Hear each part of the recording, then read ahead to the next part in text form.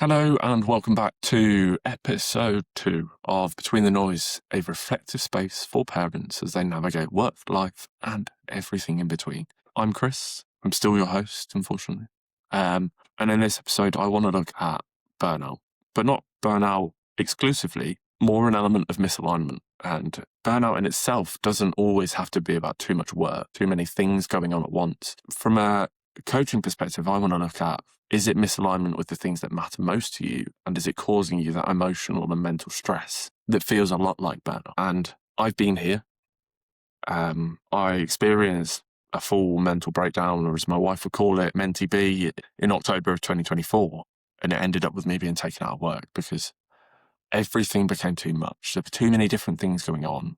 But when I looked at it and I started going through kind of that therapeutic process and kind of pathway, I realized that I was trying to juggle too many different things, but not the tasks themselves. I was trying to focus my time on the things that mattered, but was being drawn away from that by things that didn't matter so much to me as I took on more things just to kind of prove that I could. And so what I want to do with this is kind of give you the perspective that I feel that pain, I feel that hurt. And as a parent, as a husband, I understand that it's not always easy. You know, the reality of modern parenting is that it's constant motion. You know, constant messages from the school, loads of different things happening. PTA at my son's school, very active, very active. There's always notifications coming through on my phone of things that we need to be aware of. But also alongside that is managing getting the kids ready, getting them out, jumping from task to task to task. And by the time you're finished, you're absolutely cream crackered. And you sit there wondering, why didn't I do the things that matter most to me? And so that misalignment of having all of these different things that are taking your time and trying somewhere to squeeze in things that matter. And that's kind of the whole premise of this podcast, is that I want to give you a reflective space for 20, 30 minutes where the kids are asleep, or you're driving to work, or generally you have an element of quiet that you can sit down and think about all of these different things and hopefully gain some understanding, support within that you're not broken, but also start thinking about ways that we can work past this. You know, a lot of the time people can't reflect on whether they're misaligned because they don't have space to do it. They don't have the mental space to kind of get to that point. It's not because you don't care. It's just that everything else is pulling you away from reflecting on you and the things that you're doing. So please don't feel as though you're not doing this well enough. Often it's just too flipping hard. So I get that, and I'm with you in that. And so to start things off properly, I would like to ask you a question, if I may, and then kind of give you some time, if you want to pause it and think about it, to kind of go away and look at that. And so the question is, when was your last great day? When did you feel completely fulfilled in your life? When was that last day for you? And so that question, I've asked myself it a few times. I've had a little cry. I'll openly admit it. I'm not scared of it. And a lot of the time it comes down to values. And so I want to explain kind of what values are and what they aren't. So there's a major difference, I think, that needs to be held between standards versus values. The standard I hold myself to is being on time, being well turned out, being respectful, being kind. All of those things are standards that I have in my life. And they're the rules that I live by, and they're kind of where my life sits.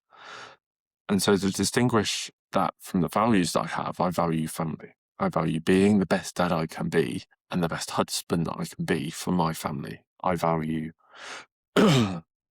my health, maintaining my fitness, because it all links back in together. If I'm not fit, if I'm not healthy, as I cough, I can't support my family and I can't support my clients and the people that I want to help. Because the key distinction that I want to make here is the values aren't what you say matters.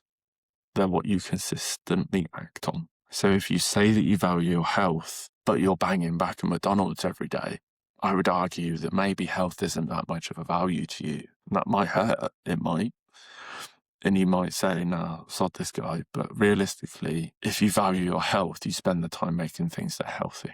You don't smash a a Big Mac in every day. And so for you as a parent, your kids are going to be something that hopefully you value kind of massively so, but you can't support your kids if you're not doing the things that you need to do outside of that. And so that's where that misalignment comes from. If you can't help yourself, then you can't help anyone else. And so what I'd like to do is make values more practical for you to think about as individuals. Is if you say that you value X, say health, what does that actually look like? How do those things come about in your life? What does valuing health look like? Is that our physical health? Is that making sure we're doing some steps, getting some exercise in, eating as healthily as we can? I say as we can, because not all the time. It's not easy. If you've got a sick child, I'm sure you appreciate that eating healthily is just eating in general, because they will naturally come first. But also inside health, is that your mental well-being? Are you taking the time to listen to Between the Noise as a podcast? Those things that are going to help you mentally. Are you reflecting? Are you meditating? Taking time in the quiet. Because when we say that we value health and we ask ourselves what it looks like, it becomes less of a choice, or these are choices that you can make. They're not statements that you band about willy-nilly. The thing is that when you value something, it's more about your behaviours than just saying it. You know, I value punctuality. Well, what does that look like? Well, I'm on time. That's not a value, it's a standard. But when we look at values, when we look at our health and all of those things that we've just mentioned, it is being able to understand and put into practice the measures that prove to us that we value our health. And kind of to look at that from a misalignment point of view, there's a kind of concept that I want to introduce, and that's values drift. So realistically, this is kind of probably the biggest one in all of this. Values drift as a concept is when external influences come in and they take away your sense of what you value most and replace it with something else. So it's kind of how that alignment quietly erodes over time because you take on someone else's values. And you may have had it in your workplace. So workplace pressure, things that someone else values. So maybe it's your boss, maybe it's your colleague. And over time, they start to impart, well, no, I don't value my health. Maybe we should just go for a bacon bap this morning. Maybe we should, just go and sit at the coffee shop for a bit. When in reality, we value the work that we can do, get it done quickly, get it done well, so that we can go home and see our families.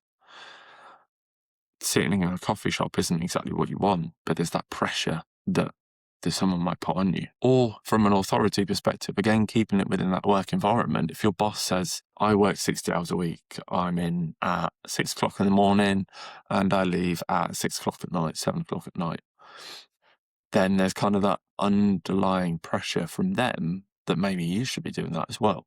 So that starts to erode at that value of spending quality time with your family, and you start to mimic that behaviour. So you're dropping your kids off at before school club if you didn't have to before, just to make sure that you're in early, and then you're leaving them in after school club after, because that's kind of that pressure that you've got on you. So that authority pressure. So when we don't abandon our values, like we often tend to absorb other people's. And so the big thing for you is understanding that people will always pressure your values, but it's can you sustain that and live with that by asking yourself the harder questions of, look, I value this is what this looks like in my life, and sticking to that within it. Pardon me. And I think that when we look at values, you won't have the same values that you had when you were growing up. As a kid, your values are different. As a teenager, they're different. As an adult, pre-children, they're going to be vastly different to your values after kids. And so as you get older, your values are going to change. And you may feel that as you get kind of move forward. As your kids get older, you're going to value experience, because eventually the time with them is finite. We are going to lose them to life. They're going to go off and they're going to do their thing. And it's how do you keep those values and the idea that you want to spend time with them alive? Because bringing it back to that work analogy, if you value time with your kids and experiences with your children, or taking on your boss's values of being in at 6 and leaving at 6, you're not doing that. And so being honest with yourself and being able to take time to think about this, hopefully it will help you kind of realign with what you truly want. And the biggest part of kind of this burnout misalignment element is that recognizing it before it happens. I didn't. I kept going and going. And I'll openly admit that my wife said, you need to slow down. All of these different things that you're doing, they're not you. And that hurt. And so I didn't realise that. And I ended up having a full-blown mental breakdown with it. So don't be like me. Have the awareness to feel the things are changing in your mind and in your life, and kind of do something about it. It's not about it's not about overhauling everything that you've ever done. It's about noticing when things are different, noticing when things hurt, and slowly but surely kind of reeling back and thinking about what matters more. And so as we come towards the end of this episode, I think, thank you ever so much for tuning in. You know, values for me, they're massively important. And there's been a long period in my life where I didn't live according to the values that I hold. And I'm working on it. In this open space, I'm not perfect. I'm never going to say I'm perfect. We're all works in progress. But hopefully by bringing that awareness and that kind of knowledge of what might be happening for you into your life, you can start to take those gentle kind of practical steps to realign yourself with what matters more. And as per every episode, I like to ask a little question, a little reflective question, apart from the when was your last great day? And so as I read this off my notes here is, what value in your life deserves a little more space from today, not someday? Thank you ever so much for taking the time to listen or watch this as we go through. I hope you've enjoyed it, and I will see you in the next episode. Have a great one.